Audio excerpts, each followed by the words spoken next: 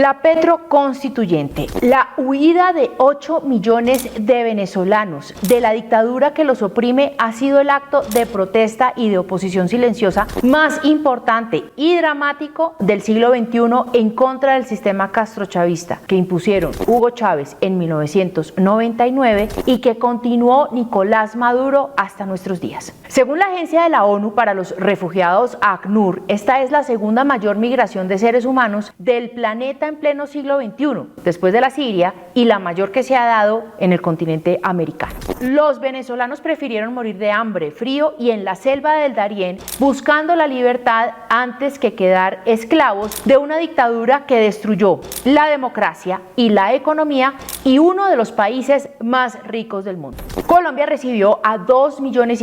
de ellos y ha sido testigo de primera línea de la debacle de ese país. Tristemente, hoy el presidente colombiano, admirador de Hugo Chávez y alcahueta con la dictadura de Maduro, está llevando a nuestro país por los senderos de esa catástrofe con las reformas al sistema de salud, pensional y laboral, que solo buscan la destrucción del aparato productivo, la clase media y la inversión de los valores de la sociedad. Sí, hoy los buenos de la historia, según el Petroverso, sus áulicos y bodegas virtuales, son los exterroristas de las FARC, los del M-19, los exparamilitares que le gustan al régimen y los narcofuncionarios corruptos de los gobiernos de Venezuela y de Cuba que desfalcaron a sus respectivos países. Pero como la sociedad colombiana se ha resistido a la imposición de esos modelos fracasados, Petro ha convocado en su segundo año de gobierno a una Asamblea Nacional Constituyente con el fin único de perpetuarse en el poder.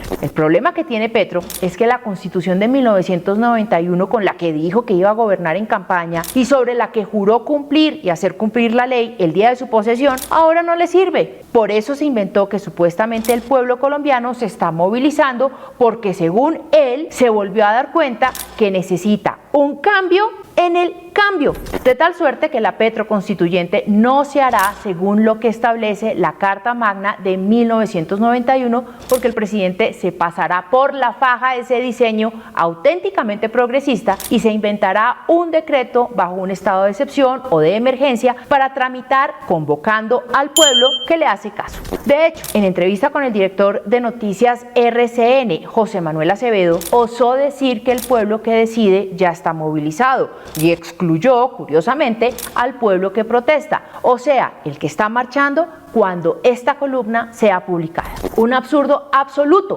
viniendo de un exguerrillero que supuestamente luchó por la justicia social y que llegó al poder después de una ola de protestas en 2021 que la extrema izquierda denominó estallido social. Seamos claros, a Petro no le gusta ningún pueblo, ni el que le gusta conformado por la minga indígena, sus funcionarios y bodegueros, ni el que no le gusta, o sea, los blanquitos ricos de Chapinero, la clase media, los ganaderos, los empresarios, emprendedores, estudiantes, jóvenes y amas de casa, y peor si viven en el barrio El Poblado de Medellín. A Petro solo le interesa perpetuarse en el poder y para eso ahora le vende al pueblo que no es necesario cumplir con las formas de la Constitución de 1991 para convocar una constituyente, sino que lo que importa es el fondo. Pero resulta que, como todo lo de Petro, aún no dice cuál es el fondo que pretende cambiar y mucho menos por qué. Es más, está negociando ese fondo en la mesa de La Habana con el ELN, que van a cambiar el Estado social de derecho, la independencia de poderes, la existencia de los derechos fundamentales, la libertad de expresión,